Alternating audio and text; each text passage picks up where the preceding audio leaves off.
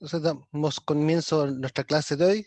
Les recuerdo que, como les había comentado yo antes, esta semana comenzamos con la semana 11 del campus virtual, ¿ya? No la semana 12. Si bien se activó la semana 12 debido a que ya estaba programado de antes de que aparecieran los feriados, la verdad es que esta semana comenzamos con la semana 11. La semana 12 la vamos a ver recién el próximo jueves.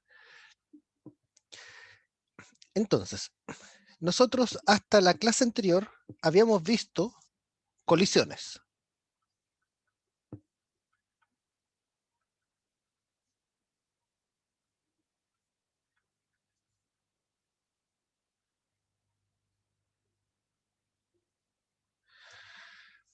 Y las colisiones en realidad no eran otra cosa, o al menos para trabajar colisiones, no eran otra cosa que aplicar conservación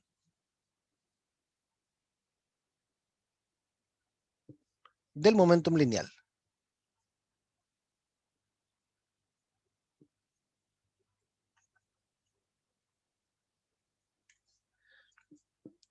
¿Qué es lo que decía la conservación del momentum lineal? Esta decía que si la suma de fuerzas sobre un par de partículas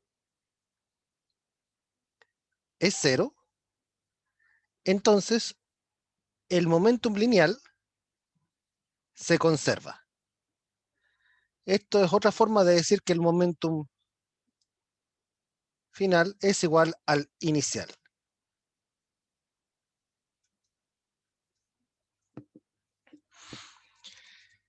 Y así es como uno trabajaba problemas de choques. Por ejemplo, una colisión bidimensional, lo que uno consideraba es que no había la fuerza neta sobre cada partícula era nula, se compensaban todas las fuerzas entre sí, y por lo tanto uno podía aplicar conservación del momentum a la colisión y con eso determinar hacia dónde se va cada partícula y con qué velocidad. Vimos también que existía algo que nos ayudaba en esta cuenta, que era el llamado coeficiente de restitución.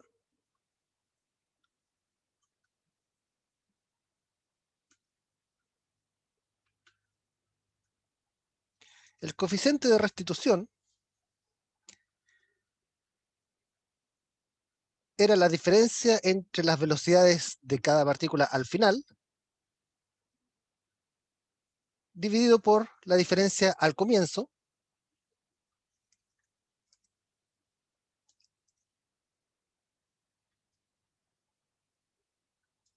y con un signo menos antes. Entonces con eso nosotros podemos distinguir algunos casos. Por ejemplo, si el coeficiente de restitución era igual a 1, estábamos hablando de una colisión elástica. Una colisión elástica es aquella en la que se conserva la energía cinética antes y después del choque.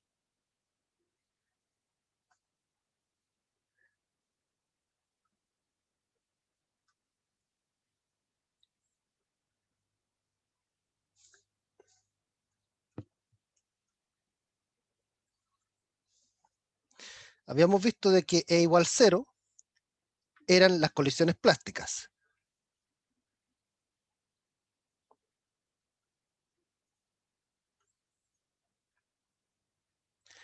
o también llamadas completamente inelásticas.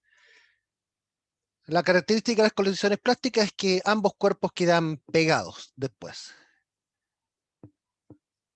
Ambos cuerpos terminan moviéndose juntos.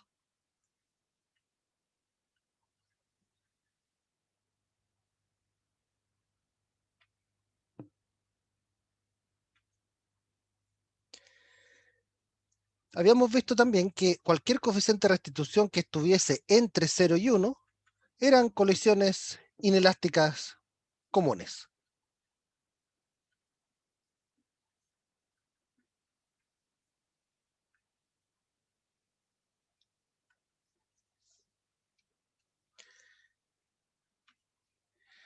Y ya finalmente, el caso de coeficiente de restitución mayor que 1 eran para colisiones explosivas.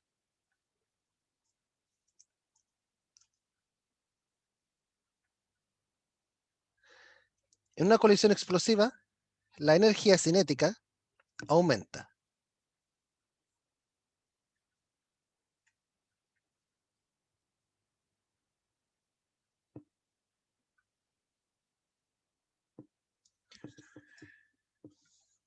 Este es un resumen ultra express de lo que alcanzamos a ver hasta la semana pasada. Una pregunta del chat dice, si la fecha de la prueba 2, no se mueve debido a la semana que no hubo clases, no, no se mueve la fecha. Lo que sí cambia es el tema de los contenidos, que a menos de que la universidad plantee un cambio en el calendario académico, vale decir que la universidad nos atrase el final de semestre, la prueba se mantendría tal cual como está en el mismo día, pero en lugar de considerar hasta la semana 14, estaría siendo solamente hasta la semana número 13. ¿Bien? Esa sería la diferencia, de que habría, sería la misma fecha, pero sería una semana menos de materia de lo que habría sido originalmente. Ahora, eso sería hasta nuevo aviso. Sería si justo la universidad nos reprograma algo, ahí sería diferente. Nos dicen, o sea, no incluiría dinámica de sólido rígido en teoría. En teoría, bueno, en realidad sí podría incluir dinámica del sólido rígido, porque en la semana número 13 alcanzaríamos nosotros a ver, por ejemplo, poleas. Lo que no alcanzaríamos a ver es movimiento de rototraslación, ¿ya? Eso es algo que no alcanzaríamos a ver. Movimiento rototraslación, eso ya sería más difícil verlo. Y eso ya no entraría en la prueba. Pero en el fondo sí alcanzaríamos a ver sistemas de partículas y la continuación de sistemas de partículas.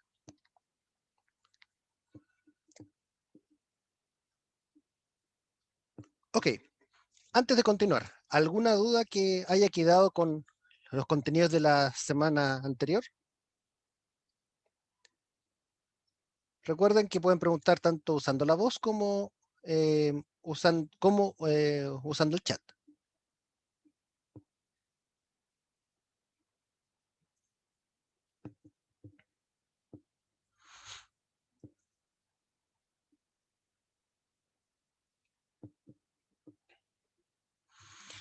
Bueno, ya que hace poco les mencioné sistemas de partículas, lo que aprovecho de comentarles, lo que vamos a comenzar hoy a ver es justamente sistemas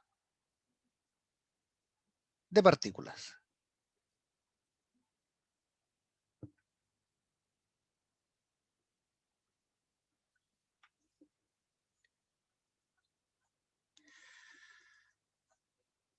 Sistemas de partículas hace mención a cuando lo que nosotros estamos analizando ya no es una única partícula, sino que son varias. De hecho, esto ustedes pueden ya pensar de que parece la continuación natural de colisiones, porque cuando comenzamos el curso, siempre analizamos una partícula, que era una bolita que bajaba por un plano inclinado, que era una caja que colgaba de un resorte, que era un avión que se movía entre dos continentes, etcétera. Pero casi siempre era una partícula, hasta cuando comenzamos a ver momentum, que ahí ya empezamos a hablar de dos partículas y a veces de tres. Ya en sistemas de partículas ya hablamos de n partículas en general, donde n puede ser 1, 2 o 200.000 o mucho más. Pero sobre todo, sistemas de partículas es algo que uno puede estudiar desde dos puntos de vista.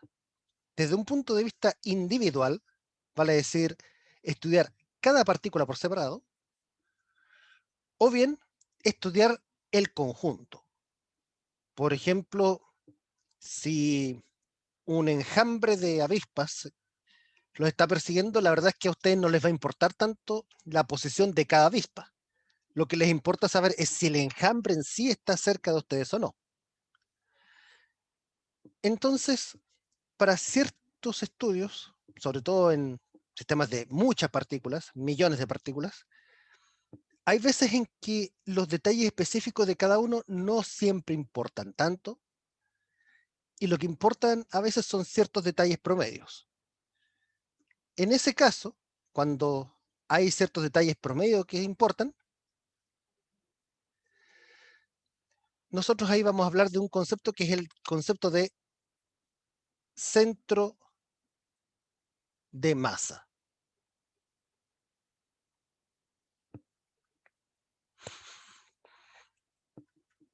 Centro de masa es, en palabras más o menos simples, el punto de un sistema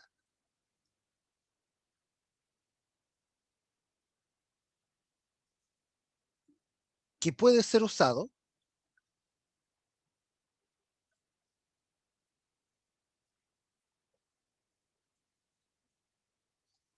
para representarlo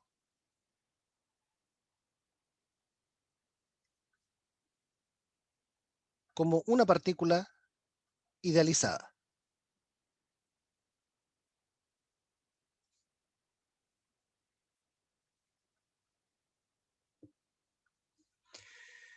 En español, ¿qué es lo que estoy diciendo acá?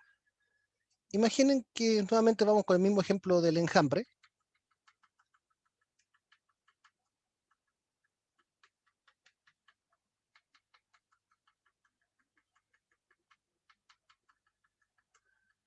Si ustedes tuviesen que aquí describir el enjambre, pueden ver de que hay muchas más avispas en la región izquierda del enjambre que en la región derecha.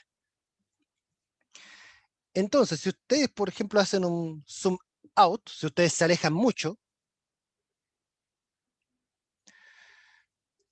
ustedes prácticamente no van a ver estas que están aquí en la orilla. Pero en cambio, ustedes sí van a ver mucho más las que están aquí más acumuladas. Entonces, si uno tuviese que calcular un promedio del enjambre, podríamos decir que el centro de masa del enjambre está más o menos por aquí.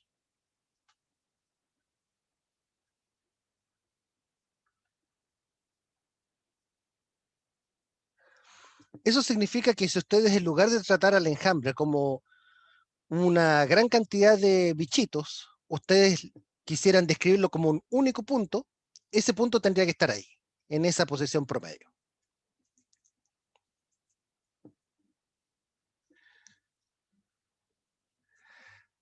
Ahora, algo que también aplica para sólidos rígidos es que el centro de masa puede uno también considerarlo como el punto donde actúa el peso. Cuando uno hace un diagrama de cuerpo libre, uno colocaba, por ejemplo, la fuerza de gravedad, la fuerza peso, como si esa llegase, como si esa viniese desde un solo punto. En el diagrama de cuerpo libre uno dibujaba una sola flecha. Y es porque nosotros trabajamos en la idealización de partículas. Pero si nosotros ya nos vamos a objetos reales, uno aún puede hacer algo parecido. Solamente que el punto desde donde uno traza la flecha del peso es el centro de masa. Y ya que hablamos del centro de masa, uno tendría que saber cómo calcularlo, porque una cosa es que yo les diga que está más o menos aquí donde están las avispas más juntas, pero ¿cómo se calcula en realidad?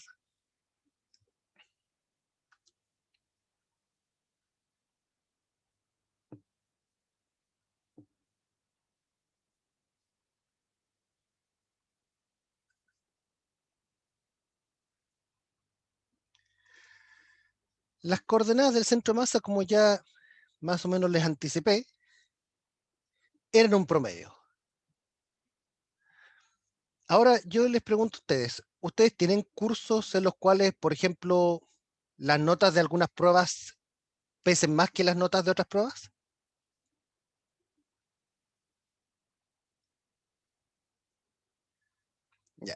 Me dicen en el chat que sí. ¿Cómo ustedes calculan el promedio en un curso como ese? En un curso donde hayan pruebas que pesen más que otras.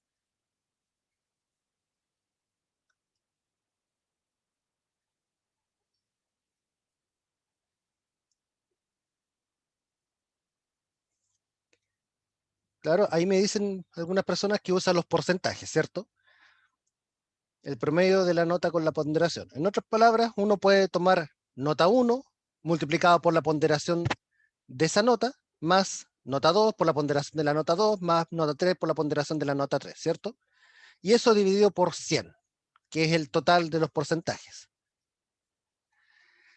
Bueno, en realidad esa es la forma en la que uno debería sacar promedios.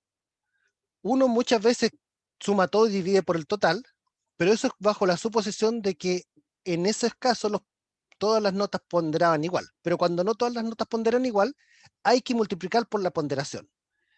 Y bueno, en el caso del centro masa, opera la misma lógica. Así como era nota 1 por ponderación 1, nota 2 por ponderación 2, aquí va a ser algo parecido.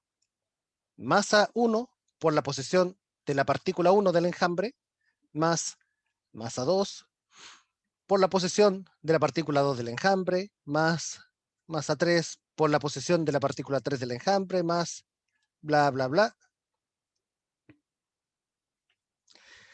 Y eso dividido por la suma de las ponderaciones. Las ponderaciones aquí son las masas.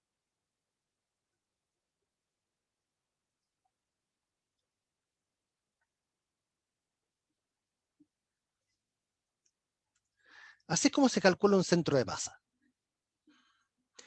Ahora, en notación más breve, esto se puede escribir también de la siguiente forma.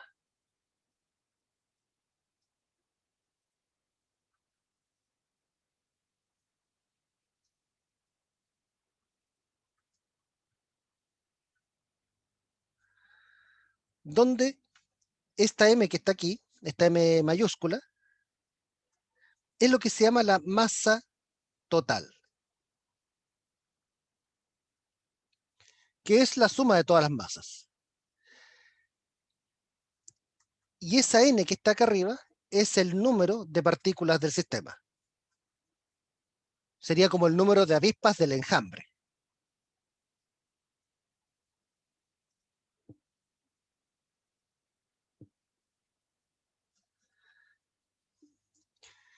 Entonces, es una forma de calcular las coordenadas del centro de masa.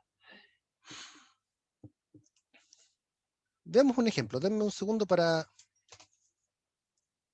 copiar un ejemplo y comenzamos.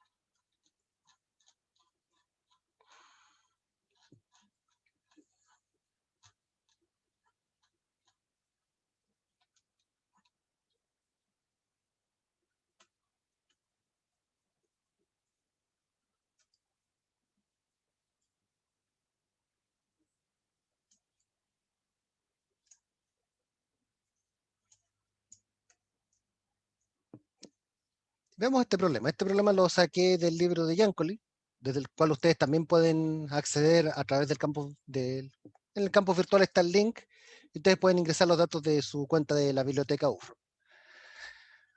Como para ir, perdón, me fui muy afuera. Como para ir calentando motores, dice, encuentra el centro de masa del sistema de tres masas que se ilustra en la figura 738. Especifique en relación con la masa de 1 kilogramo a la izquierda. Ok. Entonces, lo que me dicen aquí, en primer lugar dicen, especifique en relación con la masa de 1 kilogramo a la izquierda. En otras palabras, me están diciendo a mí, ¿sabe? Sitúe usted el origen del sistema coordenado en la masa de 1 kilogramo de la izquierda. Así que vamos a hacer eso. No, creo que todavía puedo hacer líneas más o menos rectas. Vamos a considerar que aquí está el origen, que aquí está la primera masa, la de 1 kilogramo. A medio metro está la masa de 1,50 kilogramos.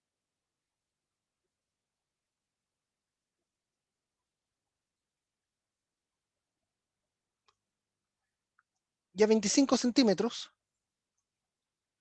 dice que está la masa de 1.10 kilogramos.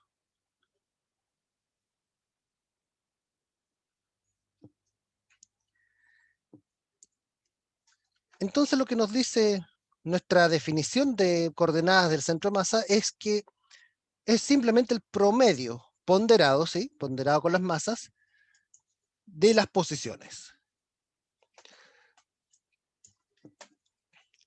Así que, ok, hagamos eso. Calculemos la posición del centro de masa.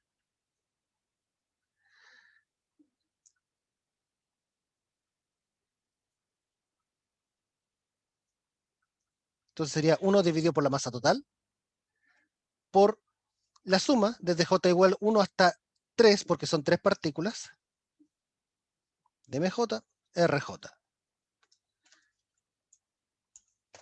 Vamos viendo. La masa total es la suma de las 3 masas, o sea, la suma de este 1 kilogramo de acá, del 1,50 y del 1,10.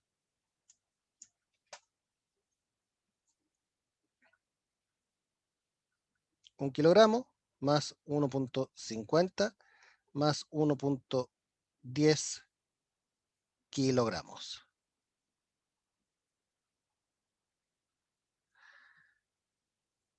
Al otro lado,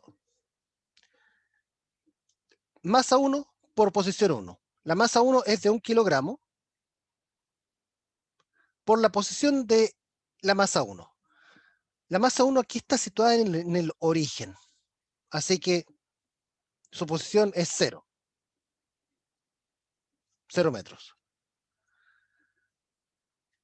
Vamos con ahora el siguiente término, que es la masa 2. La masa 2 es 1.50 kilogramos por la posición de la partícula 2. La posición de la partícula 2 es 50 centímetros a la izquierda. 0.50 y unitario metros. Más el tercer término que es con la masa 3. La masa 3 pesa 1.10 kilogramos.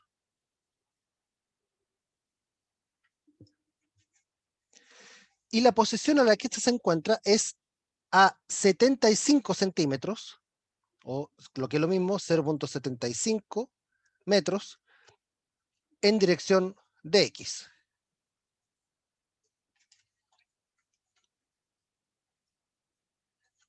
Veamos cuánto da todo esto. Calculadora.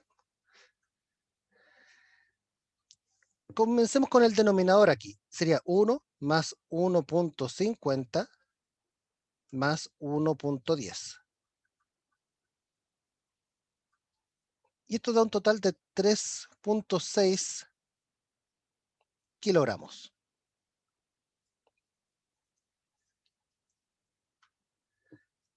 Lo que está entre paréntesis, todo tiene I unitario, todo está a lo largo de la posición en X. Así que el primer término no contribuye porque es un 0. El segundo término sería 1.50 por 0.50, más el segundo término que es 1.10 más 0.75. Y esto da 2.6.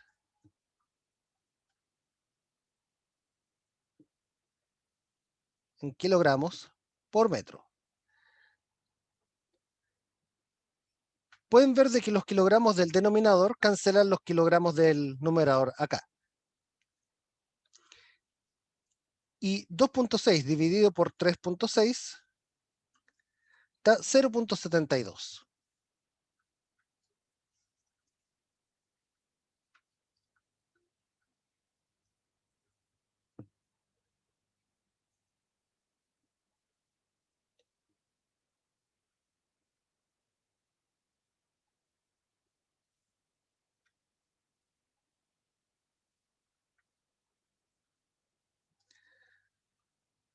Entonces ahí es donde está la posición del centro de masa. Si nosotros tuviésemos que decir dónde está el centro de masa, estaría más o menos por acá, por donde he dibujado esa pelota de color rojo.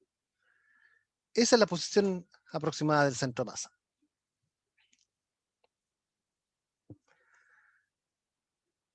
¿Consultas o algo que no se haya entendido?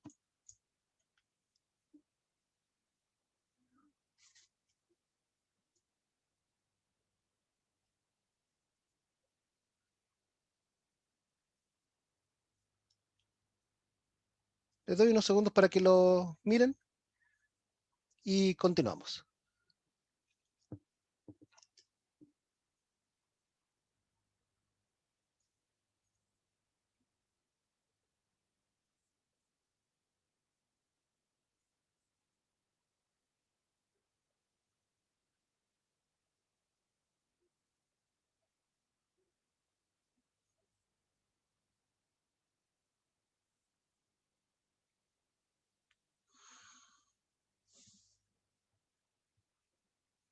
Ya, aprovecho aquí de hacer una corrección. Aquí me equivoqué al meter los dedos en la calculadora.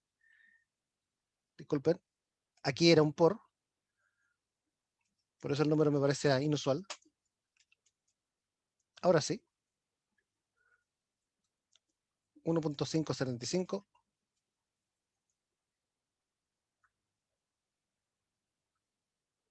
Y este número es el que sí hay que dividir por 3,6.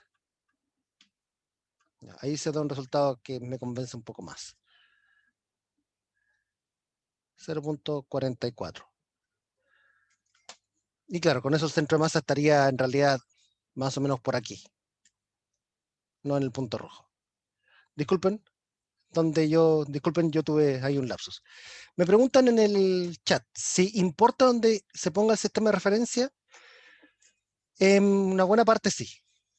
Resulta de que con eso les, eso es lo que al final a ustedes les va a decir acá el número que van a obtener aquí. Si yo hubiese puesto el sistema de coordenadas, por ejemplo, acá, donde estoy dibujando la línea roja, a estos 0.44 habría que agregarle esta distancia que hay entre los dos orígenes. Entonces sí, importa dónde uno coloca el sistema de coordenadas.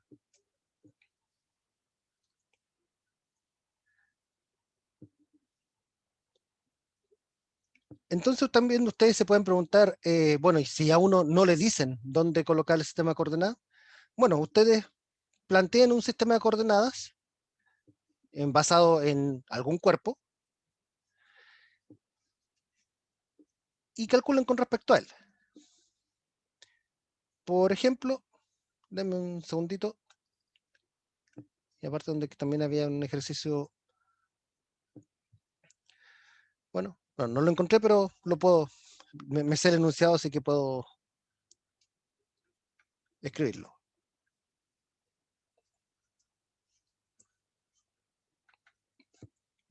Un ejemplo puede ser el determinar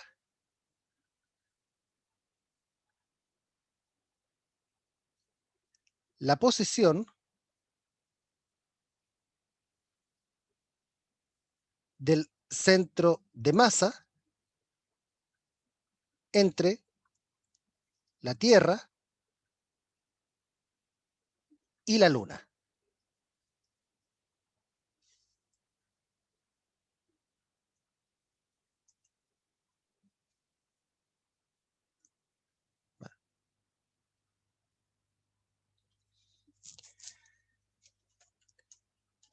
Entonces, vamos con el contexto. El contexto es que tenemos nosotros la Tierra,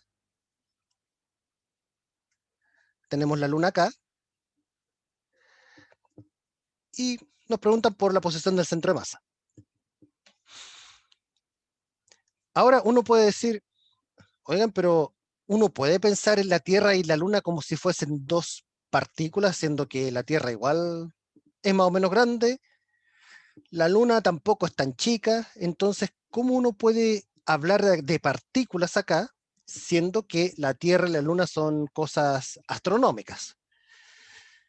Y en ese sentido, si alguien me pregunta eso, tiene toda la razón del mundo para dudar por las dimensiones que hay. Pero aquí hay unos datos claves que no es necesario que ustedes se sepan, ¿ya? Esto los averigüé exclusivamente para este ejercicio, y que es el siguiente, de que el radio de la Luna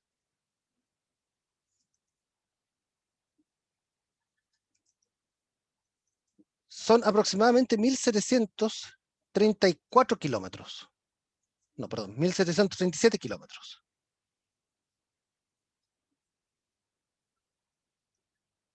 El radio de la Tierra son aproximadamente 6.370 kilómetros. Aproximadamente. Mientras que la distancia entre la Tierra y la Luna es del orden de 384.400 kilómetros.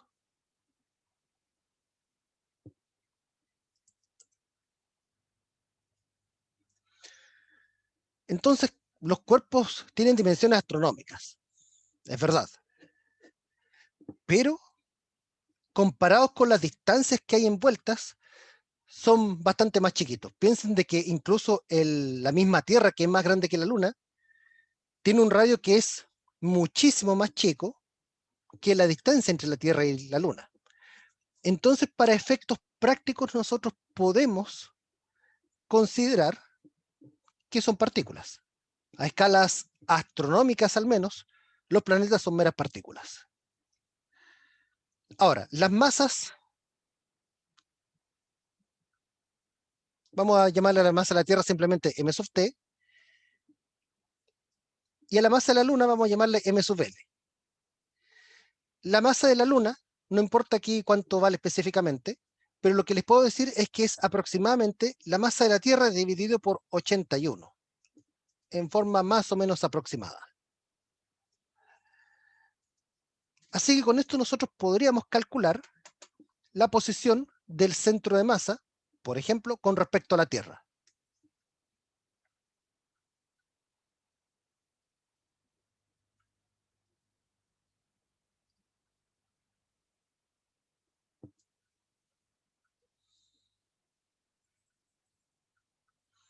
Uno dividido por la masa total,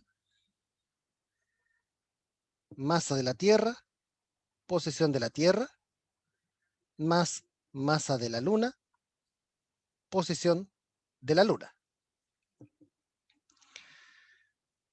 Nuevamente, sistema de coordenadas. Vamos a centrarlos en la Tierra. De esa forma, las coordenadas de la Tierra en este sistema de coordenadas va a ser 0. Vamos a tener entonces 1 dividido por la masa total. Va a ser masa de la Tierra más masa de la Luna. Por masa de la Tierra, por la posición de la Tierra, que en nuestro sistema de coordenadas va a ser 0, más masa de la Luna, por la posición de la Luna, que aquí vemos de que es aproximadamente 384.400 kilómetros hacia la derecha de nuestro diagrama.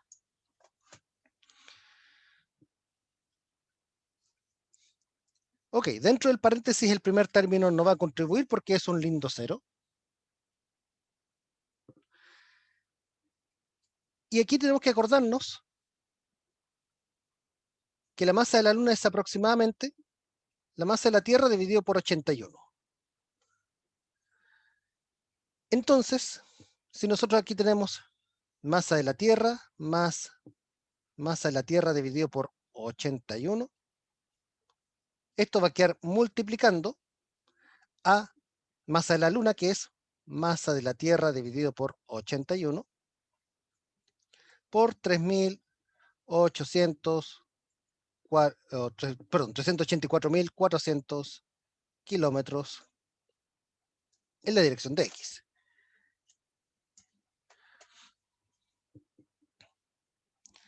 Aquí es cosa que ustedes hagan la suma de fracciones.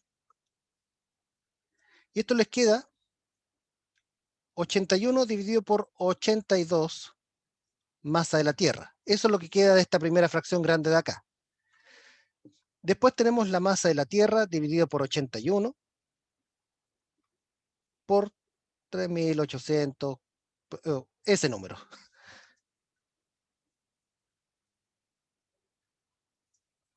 Así que se cancela la masa de la Tierra, se cancelan los 81 y tenemos que simplemente dividir el 384.400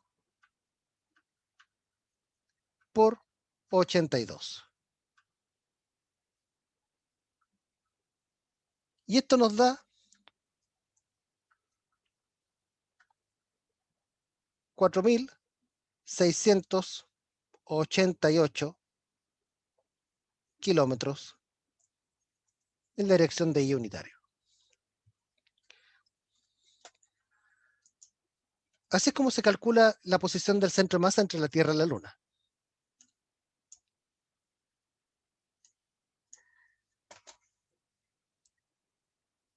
¿Pueden notar algo curioso basándose en el radio de la Tierra?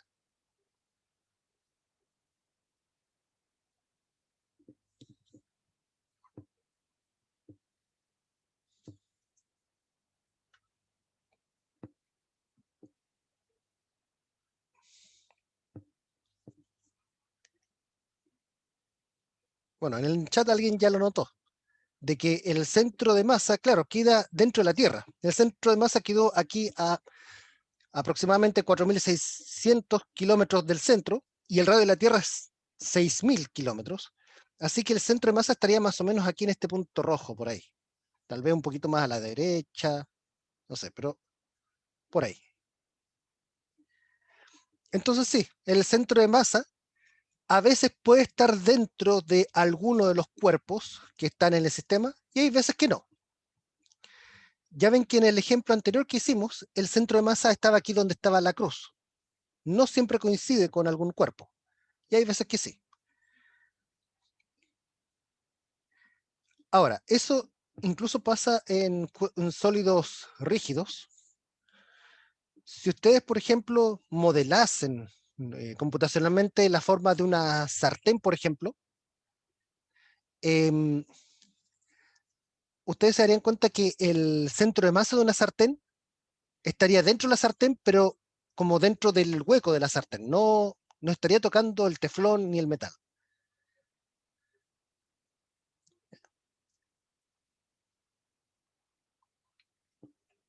Ah, sí.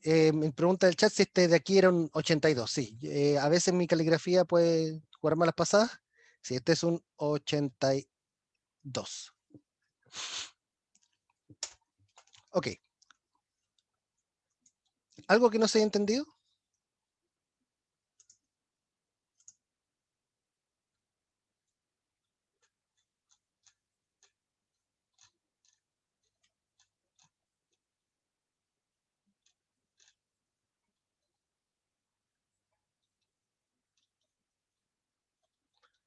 Ok.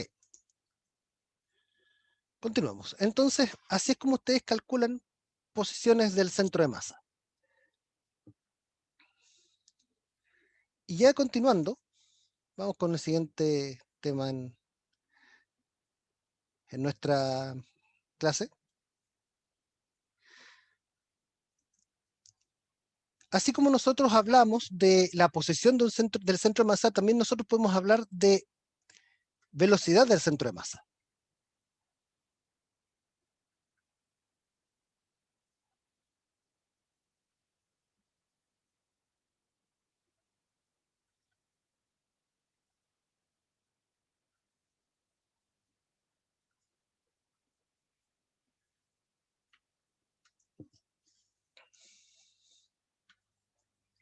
La velocidad del centro de masa.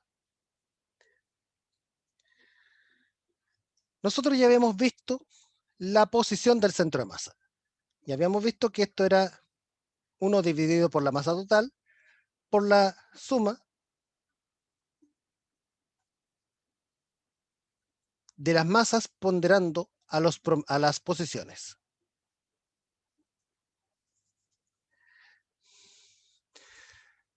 Ahora, desde cinemática, nosotros podemos recordar que velocidad en general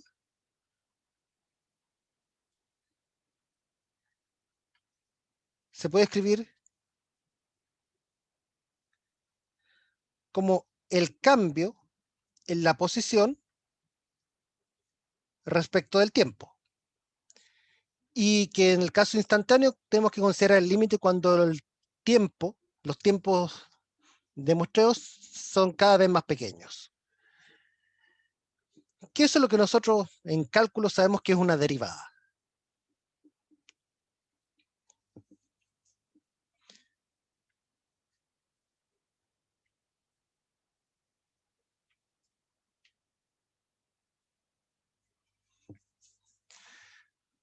Perfecto, pero ya que es una derivada, calculemos cuánto vale esa derivada.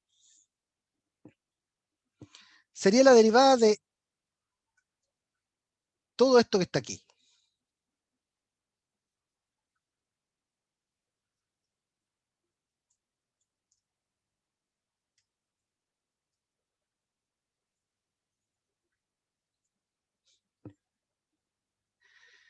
Pero resulta que en este cálculo de aquí, las masas estamos considerando de que son constantes. O sea, aquí estamos considerando que las partículas de nuestro enjambre no están ni ganando ni perdiendo masa a medida que pasa el tiempo. No estamos describiendo un cohete, por ejemplo. ¿Ya? Entonces, quienes ya han pasado o están pasando por cálculo, se acordarán de que cuando aparecen constantes, multiplicando algo, las derivadas simplemente ignoran esas constantes. Y que la derivada de una suma es igual a la suma de las derivadas.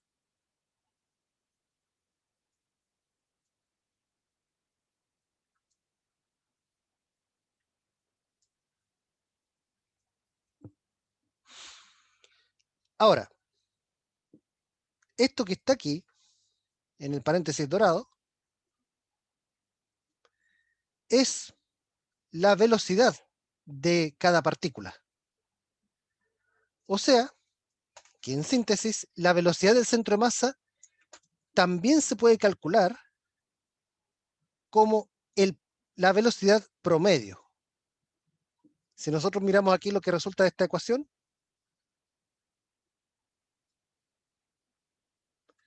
podemos darnos cuenta de que efectivamente es la velocidad promedio.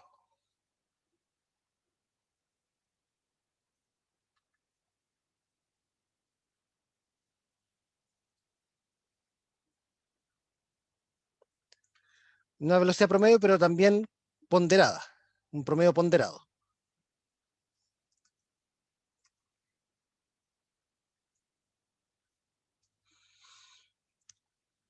Así que de esa forma ustedes también pueden calcular las coordenadas, así como calculan las coordenadas del centro de masa, pueden calcular la velocidad del centro de masa, que sería muy a grandes rasgos la velocidad con la que se mueve el enjambre. Ustedes pueden tener, en el ejemplo con las avispas, algunas avispas pueden volar para adelante, para atrás, etcétera, pero el conjunto, si ustedes tuviesen que dibujarlo como como un único punto, ese punto se movería con esta velocidad, con la velocidad del centro de masa. Vemos algún ejemplo. Denme un segundo para copiarlo.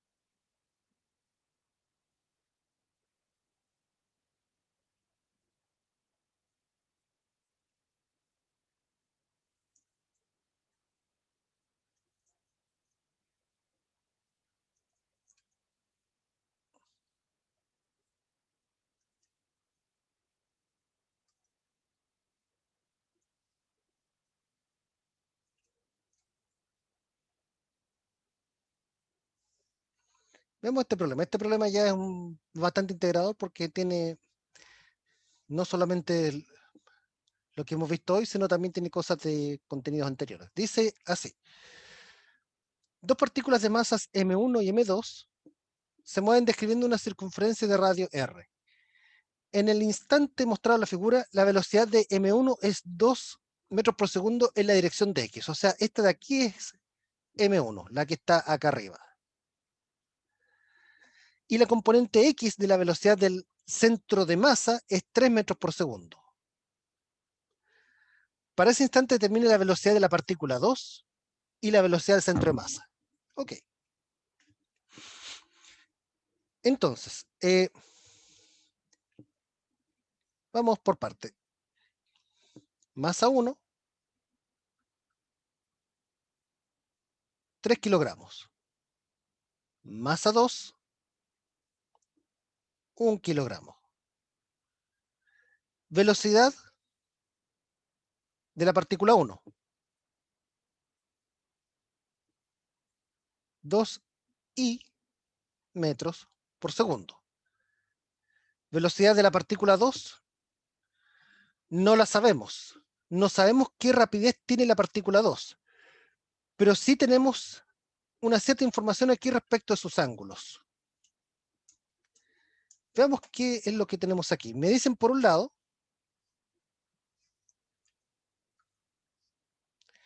que hay 30 grados entre el eje X y la posición de la partícula 2. Hay 30 grados ahí.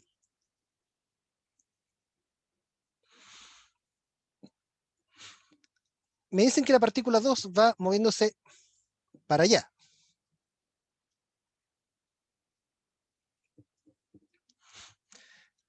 Lo que nosotros sí sabemos de un movimiento circular es que la velocidad es perpendicular con el radio.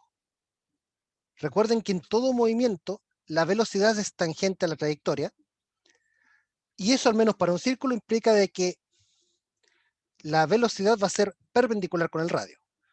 Como consecuencia, aquí también van a dar 30 grados, porque es cosa que ustedes complementen los ángulos. 60 grados dentro del triángulo rojo, por lo tanto para llegar a 90 faltan 30 grados acá. Así que la velocidad de la partícula 2 no la sabemos, pero sí sabemos que en el eje X tiene un módulo igual a V2 seno de 30 grados,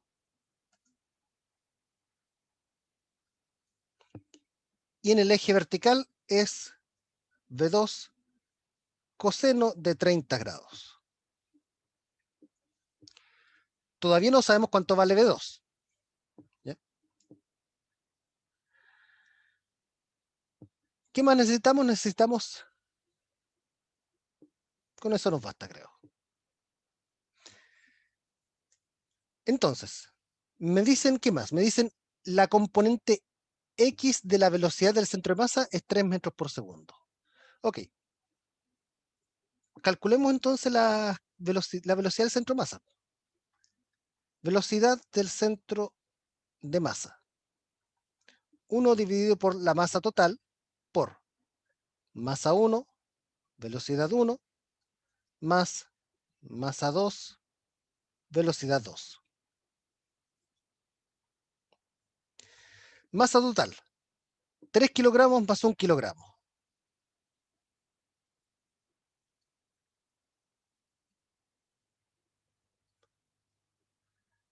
Velocidad del cuerpo 1, 2 metros por segundo en la dirección de Y. Así que multiplicado por la masa 1 sería 3 kilogramos por 2 y unitario en metros por segundo. Más masa 2, 1 kilogramo, por velocidad 2. ¿Qué es esto que está aquí? Que no sabemos todavía cuánto es.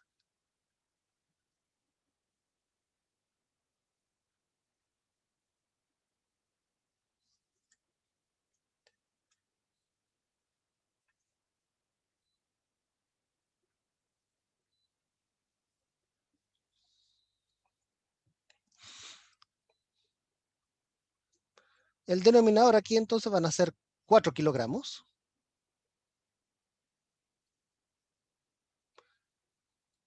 Y acá tenemos 3 por 2, 6. Y más V2 seno de 30 grados y más V2 seno de 30 grados J. Pero nosotros nos dicen algo importante en el enunciado. La componente X de la velocidad del centro de masa es 3 metros por segundo.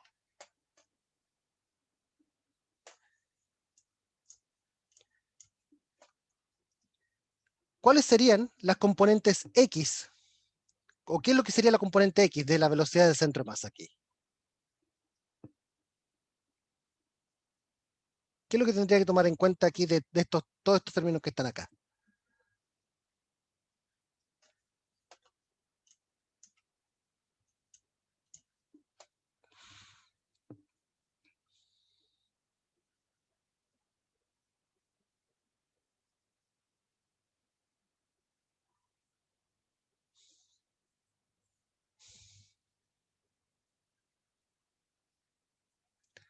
Recuerden, todo lo que tenga I unitario son componentes X.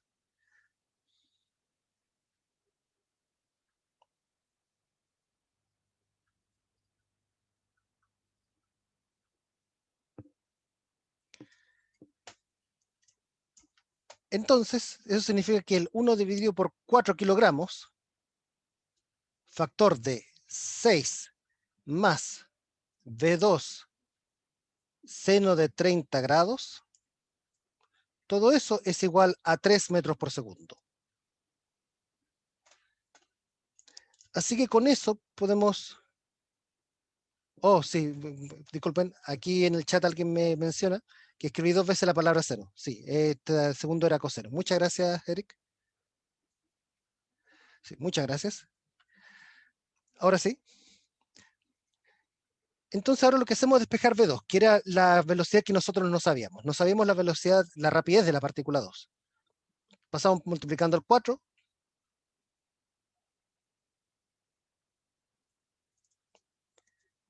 y nos queda 12. Pasamos restando el 6,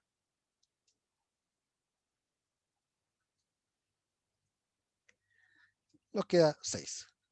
Así que ahora para determinar la rapidez de la partícula 2, es 6 dividido por seno de 30 grados.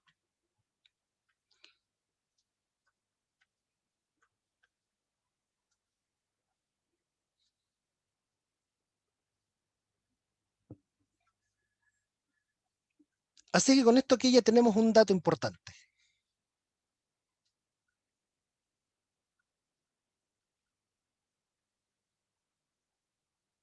Que la rapidez de la partícula 2 es 12 metros por segundo.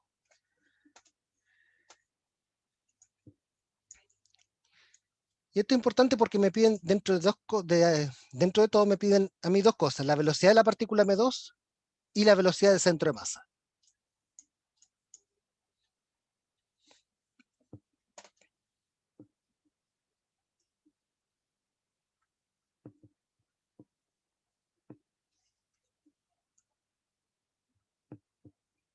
Vamos con V2. V2 nosotros lo habíamos escrito un poquito más arriba. Recuerden que habíamos escrito que era V2 seno de 30 en la coordenada X y V2 coseno de 30 en la coordenada Y. Así que vamos a hacer eso mismo acá. V2 sin flechita, seno de 30 grados en la coordenada Y, más V2 coseno de 30 grados, J unitario. V2 ya sabemos que son 12 metros por segundo. 12 por seno de 30, bueno, aquí me cosa pasar multiplicando aquí, vamos a encontrar que son 6 en total. V2 por coseno de 30 serían 12 coseno de 30.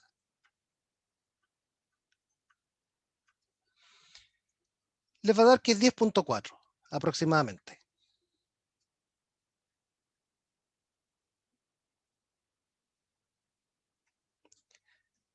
Y ahí ustedes tienen la velocidad de la partícula 2.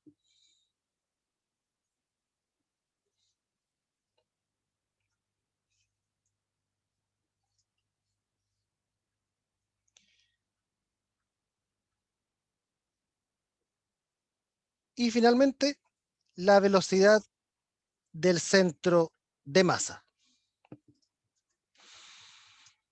Si nosotros miramos más arriba, estuvimos calculando la velocidad del centro de masa. Teníamos esta expresión de aquí.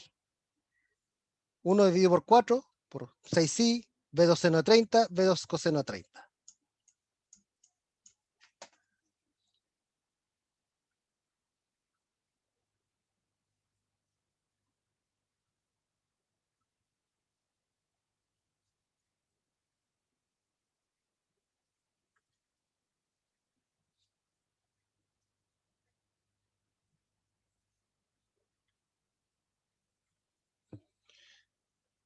Pero si miramos bien, varios de estos términos nosotros ya los habíamos calculado.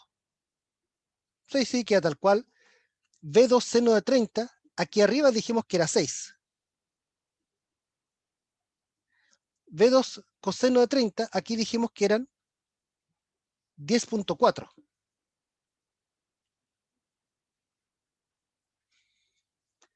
Así que si nosotros aquí seguimos sumando, vamos a obtener aquí,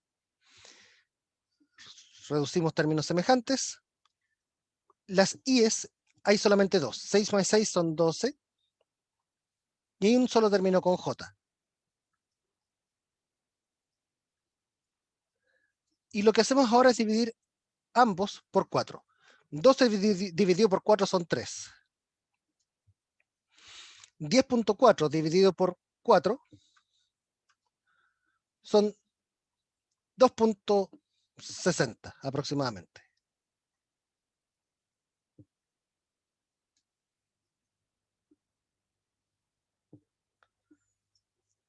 Y de esa forma ustedes tienen la velocidad del centro de masa.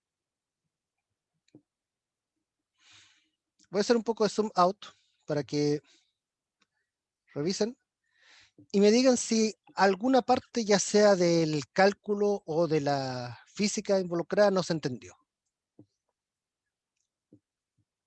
Pregunten cualquier duda que tengan.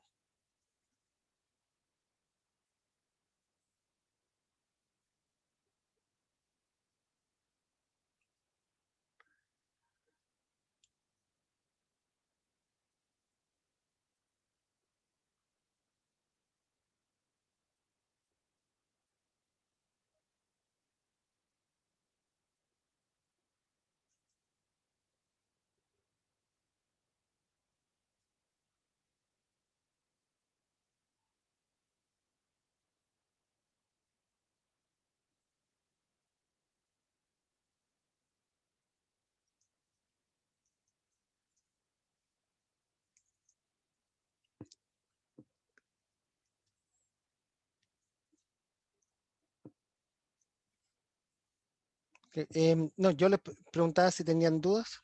Me dicen que se entienden. Súper. Ok, entonces hemos visto aquí cómo calcular posición del centro de masa. Aquí hemos visto un par de ejemplos simples que eran unidimensionales, pero en el caso bidimensional tienen que multiplicar los vectores ahí. eh, Tienen que hacerlo con cuidado. Acabamos de ver cómo calcular velocidad del centro de masa.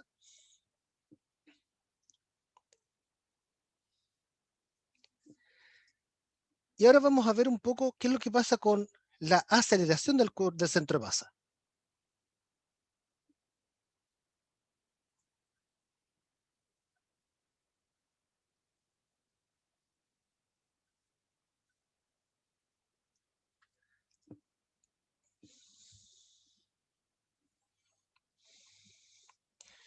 Entonces, recapitulando, sabemos que la posición del centro de masa es el promedio ponderado de las posiciones.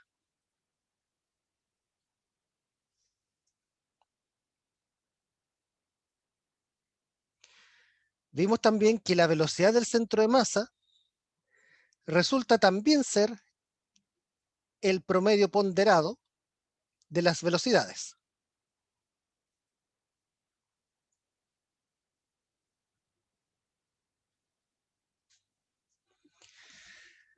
Así que mirando esto, uno ya tiende a pensar, ok, entonces la aceleración del centro de masa, si uno siguiese esta misma regla, va a terminar siendo también el promedio ponderado de las aceleraciones.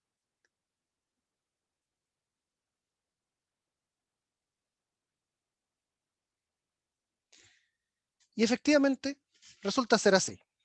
Resulta que si ustedes toman la segunda ecuación, la de la velocidad del centro de masa, y la derivan respecto al tiempo, van a obtener la tercera.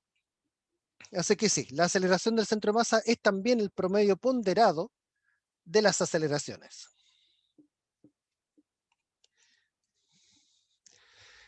Ahora, ¿qué es lo que pasa con las fuerzas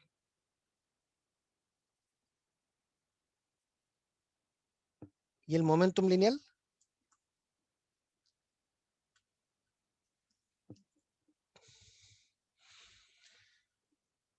Si nosotros miramos la expresión para la velocidad del centro de masa,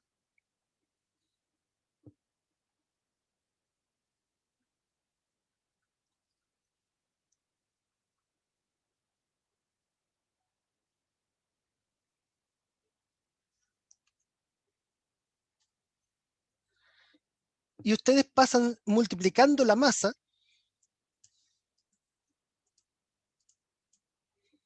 vamos a tener que masa total por velocidad del centro de masa va a ser igual a la suma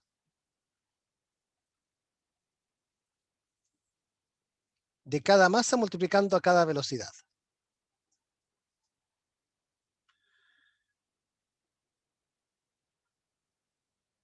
Pero que alguien me diga cuánto es esto.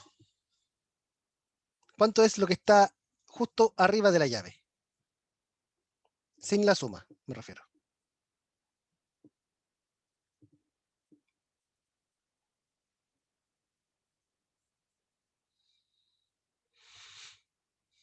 Momentum. Momentum. Si ustedes miran lo que está dentro de la sumatoria es el momentum de cada partícula. Aquí me dice, ¿sabe qué? Usted sume masa por velocidad. Pero masa por velocidad es momentum. Así que lo que yo tengo acá en esta mini ecuación es que la masa total por la velocidad del centro de masa se puede escribir como la suma de los momentos. Esto no es otra cosa que algo también llamado momentum total.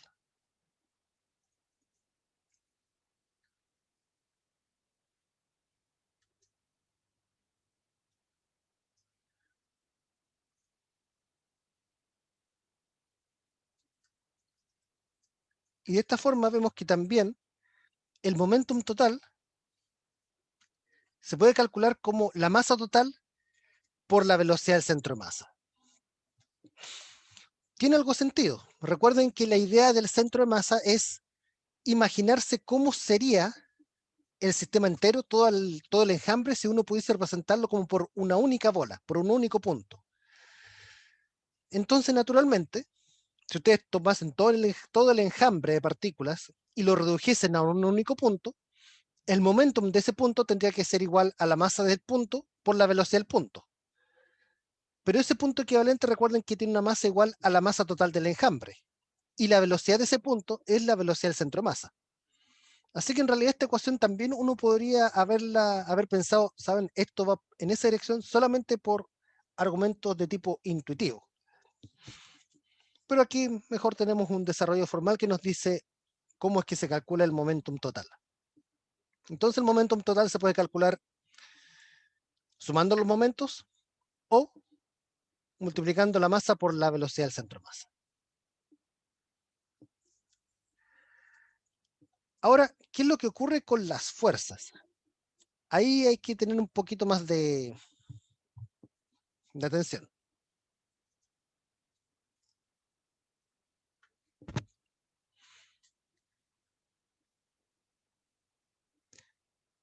Nosotros ya dijimos que la aceleración del centro de masa es el promedio ponderado de las aceleraciones.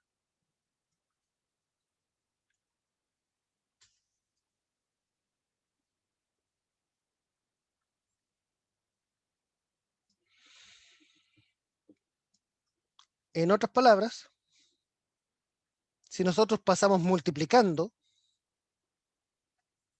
la masa total, vamos a obtener que masa por aceleración total va a ser la suma de cada masa por cada aceleración.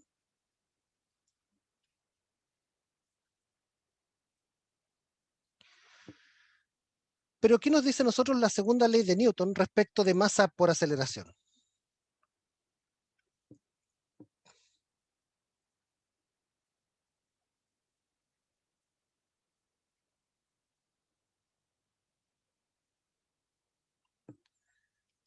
¿Qué dice la segunda ley de Newton?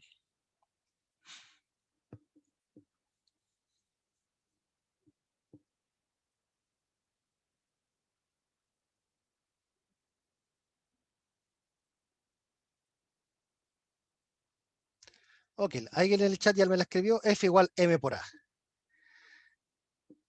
En particular aquí ustedes ven que aquí ustedes tienen un M por A, el M por A pero de la jésima partícula. Así que lo que tienen acá efectivamente es la fuerza neta actuando sobre la jésima partícula.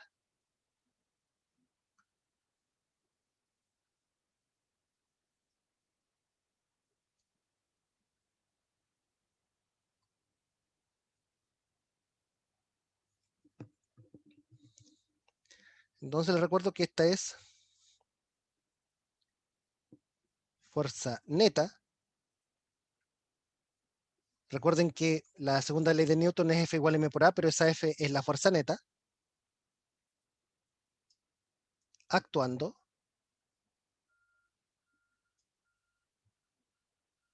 sobre la partícula de masa mj.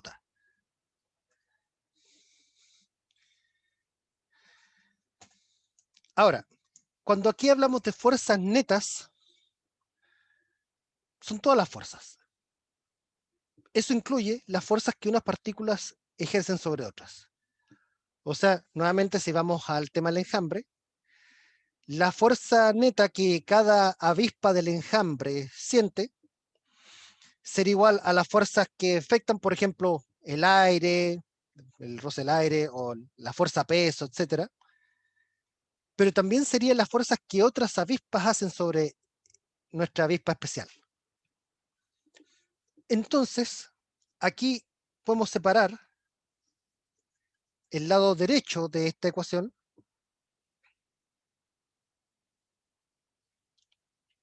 en fuerzas que son de tipo interno, por ejemplo, las fuerzas de una avispa sobre otra,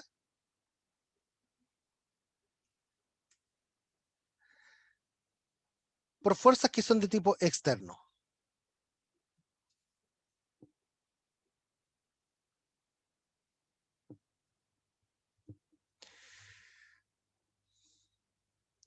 Ahora, ¿qué es lo que dice la tercera ley de Newton?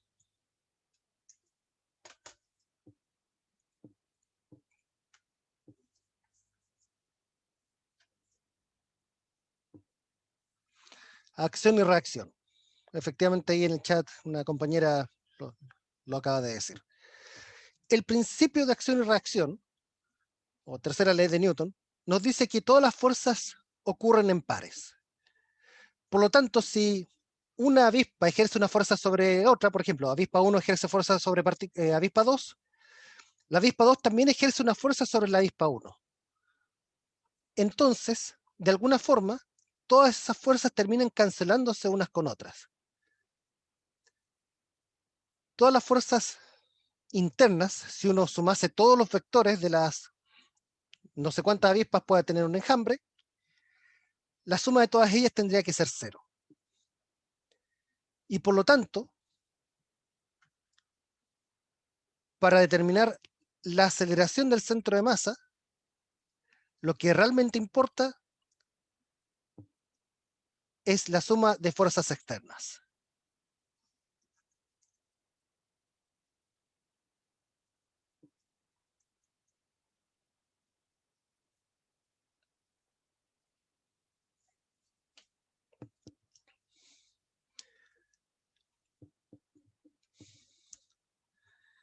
Ahora, nuevamente esto tiene sentido.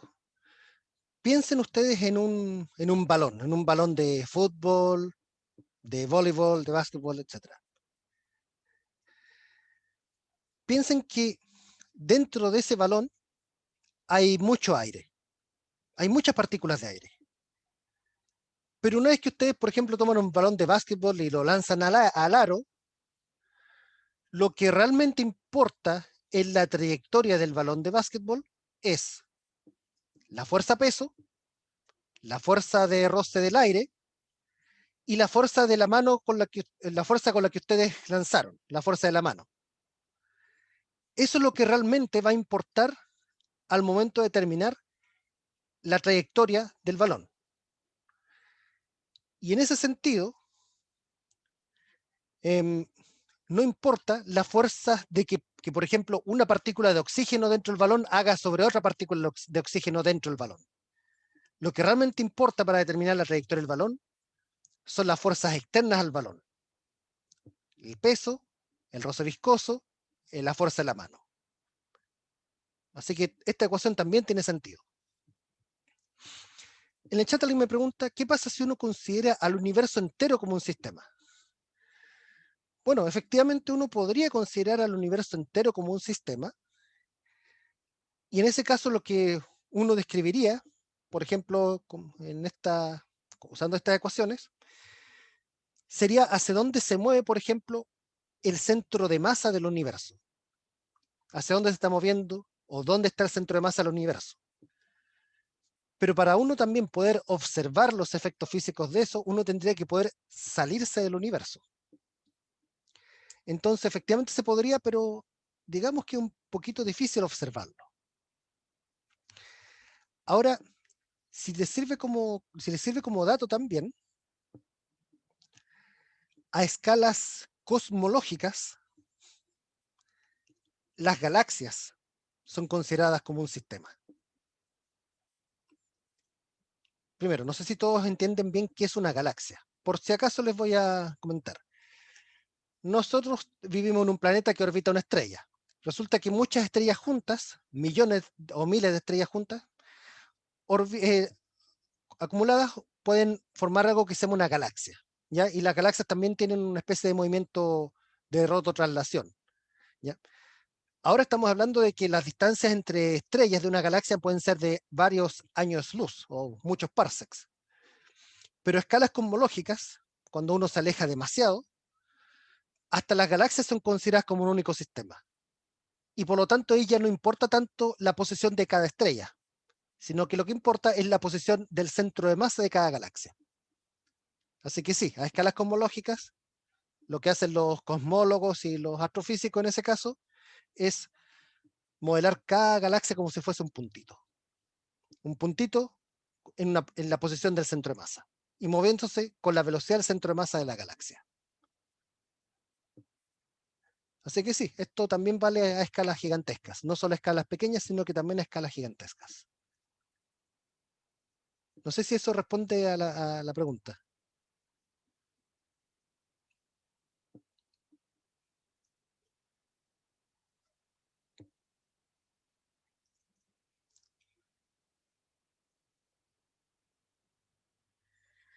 Y qué, bueno, preguntan ahí qué fuerza externa hubo para la aceleración del universo.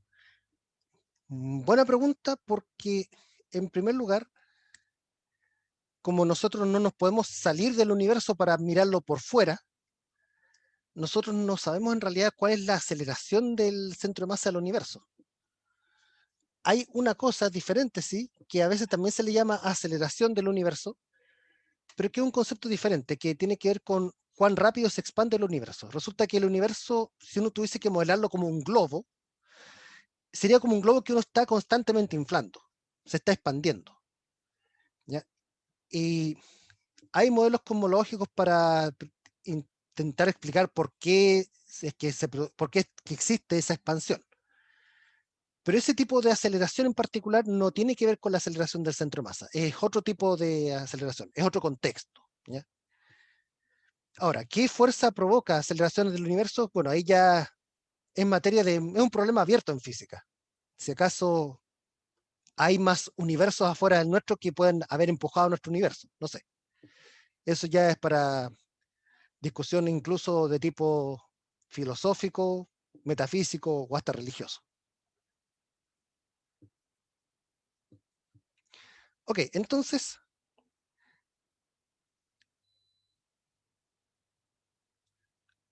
denme aquí un segundo para volver a la forma original del pizarrón. Entonces, aquí yo les planteé el ejemplo de un balón de básquetbol. En un balón de básquetbol, lo que importa realmente para determinar la trayectoria de él no son las fuerzas internas del balón, no es la fuerza que el gas dentro del balón esté haciendo, sino que son las fuerzas externas. Pero eso también tiene influencia en lo que ocurre, por ejemplo, con explosiones en el aire.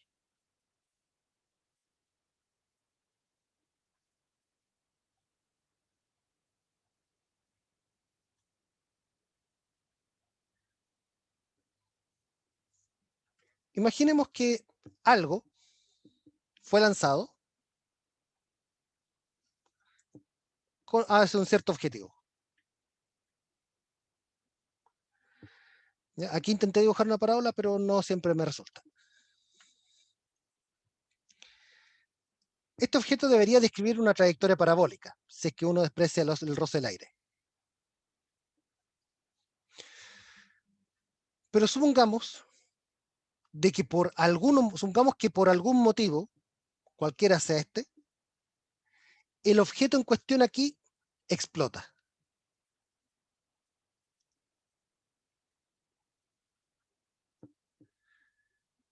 Como explota, ahora ya este objeto no existe. Pero van a haber fragmentos. Los fragmentos se van a dispersar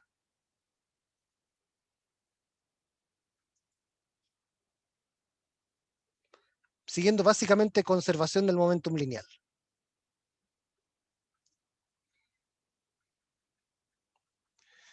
Entonces ustedes, si aplican conservación del momentum lineal, podrían determinar hacia dónde sale cada fragmento. Sin embargo, las fuerzas que produjeron la explosión son fuerzas de tipo interno, ya sea de que a lo mejor había una pelota de gas dentro que explotó y que esa hizo que el objeto en cuestión reventara. Esa es una fuerza interna. Así que esa fuerza interna afectó a cada uno de estos pedacitos, a cada uno de los pedacitos que están volando aquí, pero no afecta a la posición del centro de masa. La posición del centro de masa sigue siendo la parábola. Así que a medida que van cayendo los trozos, si ustedes calculasen en tiempo real la posición del centro de masa, esta seguiría siendo una parábola.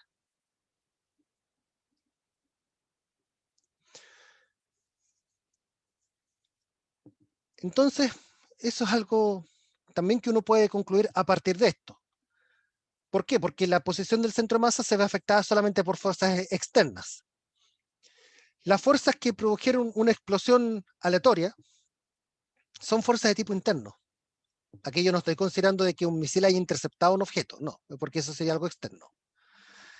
Si, por ejemplo, un meteorito venía cayendo y el meteorito explotó, que es algo que muchas veces ocurre, esas serían fuerzas internas. El gas dentro del meteorito hizo que reventase. Esas fuerzas afectan a cada uno de los trocitos, pero no afectan al centro de masa.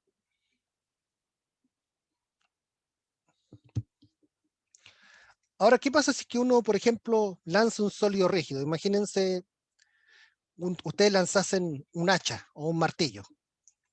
Naturalmente el hacha va a girar. Entonces, si ustedes describiesen la trayectoria de la cabeza del hacha, sería una cosa media espiral debido al giro. Pero el centro de masa del hacha seguiría también describiendo una trayectoria de tipo parabólico. También sería una parábola, independientemente que la cabeza del hacha y el mango del hacha describen una trayectoria un tanto espiral.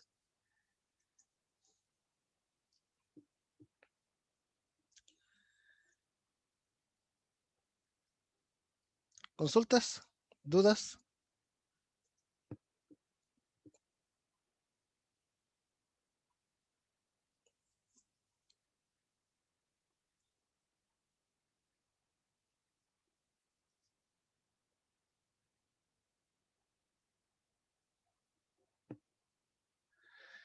Ok, ya para ir finalizando, vamos a hablar un poco sobre coordenadas relativas al centro de masa o con respecto al centro de masa.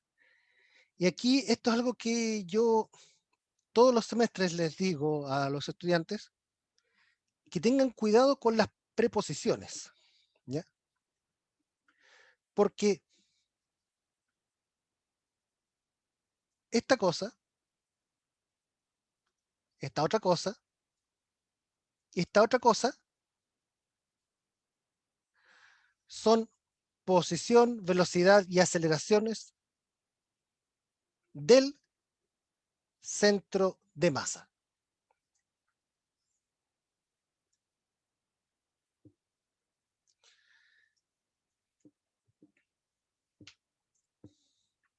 Otra cosa es cuando ustedes les preguntan velocidades con respecto al centro de masa. Preposiciones diferentes. O si ustedes les preguntan posición o velocidad o aceleración relativa al centro de masa, también es diferente de esto, ¿ya? ¿Qué es lo que vamos a ver aquí?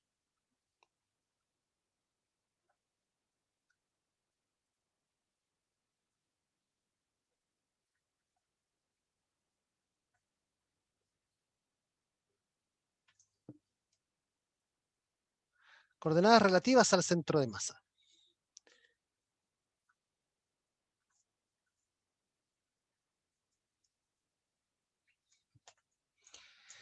Nuevamente vamos con nuestro ejemplo del enjambre.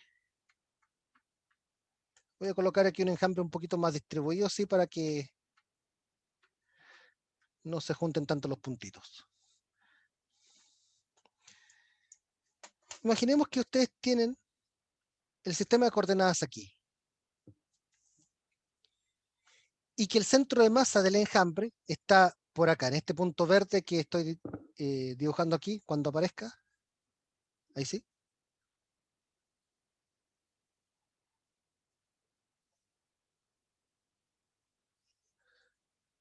Entonces, este vector que está aquí, el vector que está en color verde, sería la posición del centro de masa. ¿Cómo se calcula esa posición del centro de masa? Como ya lo hemos visto, el promedio ponderado de las posiciones. Ahora, hay momentos en los cuales a ustedes tal vez sí les interesaría conocer la posición de cada miembro de este enjambre, pero no con respecto al origen, sino con respecto al centro de masa. Por ejemplo, supongamos que ustedes quieren saber qué tan lejos está esa partícula de aquí respecto del centro de masa. Vamos a llamarle R' a ese vector de color azul que está ahí. Y aquí me voy a ayudar con la regla porque la línea es muy larga, me va a quedar horrible si la dibujo a pulso.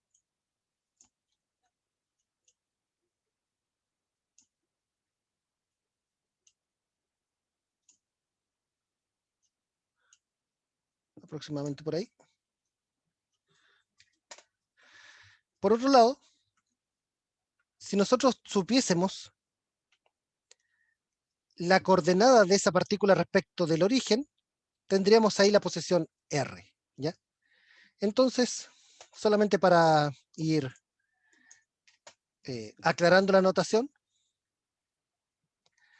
R solito, aquí va a ser la posición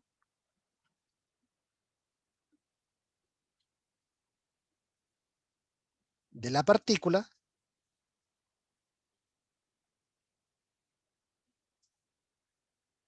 con respecto al origen.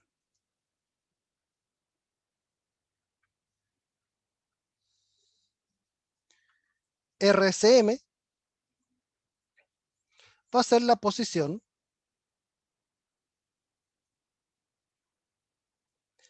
del centro de masa. Bueno, está de más decir que es con respecto al origen.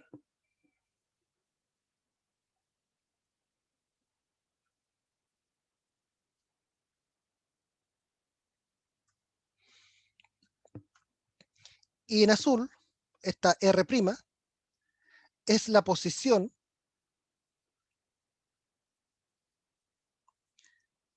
de la partícula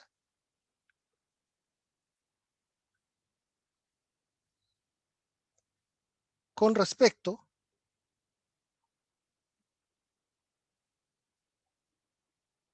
al centro de masa.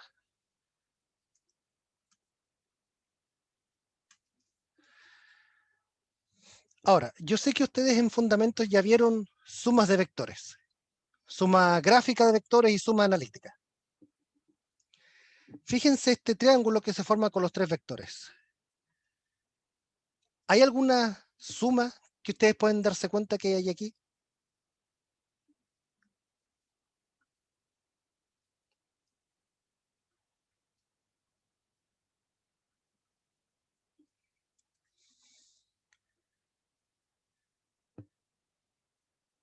Alguien en el chat me dice, ¿la roja es la suma de las otras dos? Efectivamente. Si ustedes suman aquí la verde con la azul, les va a dar la roja. Entonces, la posición de la partícula respecto del origen va a ser igual a la posición del centro de masa más la posición de la partícula con respecto al centro de masa. O RCM con R', como también lo dice alguien más en el chat. Eso significa que ustedes aquí podrían calcular la posición con respecto al centro de masa. Y de esa forma les queda que la posición con respecto al centro de masa es la posición con respecto al origen menos la posición del centro de masa.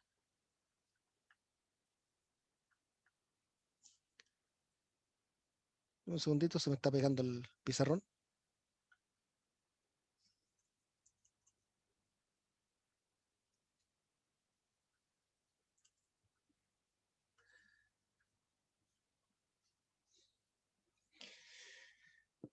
Entonces, solo para entender el contexto, vamos nuevamente al ejemplo del balón de básquetbol.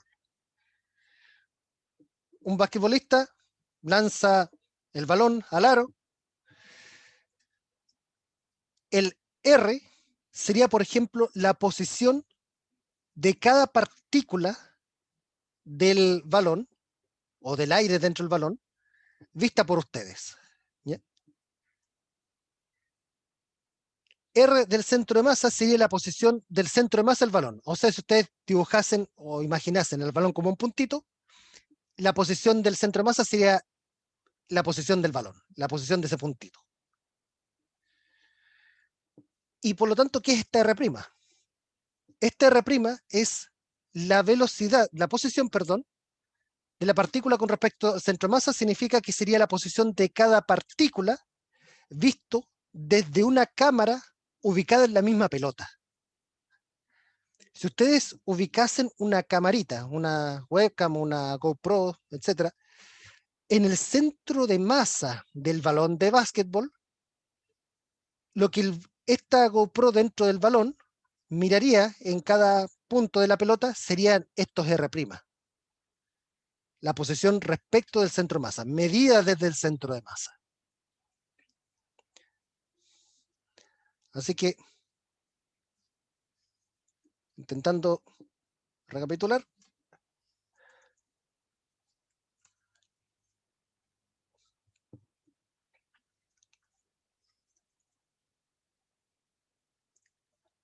Esta sería la posición respecto al origen.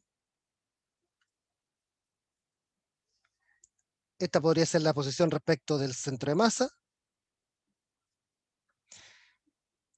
Y si ustedes aquí miden, no es lo que quería hacer, esta sería la posición relativa al centro de masa o con respecto al centro de masa. ¿Ya? Bueno, problemas de este tipo vamos a ver mañana. ¿Ya? Mañana ya vamos a repasar un poco el concepto de coordenadas relativas con respecto al centro de masa. Hoy día estuvimos viendo la cinemática y la dinámica del centro de masa. Mañana vamos a hablar de las coordenadas con respecto al centro de masa.